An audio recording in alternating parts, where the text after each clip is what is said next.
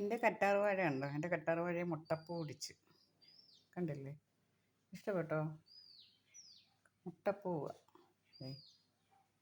മുട്ടപ്പൂ പിടിച്ച് എൻ്റെ കറ്റാർവാഴയിൽ എല്ലാവർക്കും ഇഷ്ടമായോ? കണ്ടില്ലേ എൻ്റെ കറ്റാർവാഴ മുട്ടപ്പൂ പിടിച്ചെടുക്കുന്നത്? നടുക്കും ഒരു മുട്ടപ്പൂവ്, ഓരോരുത്തരത്തും ഓരോ മുട്ടപ്പൂവ്. എൻ്റെ ആമ്പൽപ്പൂ ഉണ്ടോ? എല്ലാ ദിവസവും പൂവാ. ഇഷ്ടണ്ട നിറച്ച് മുട്ടും പൂവും.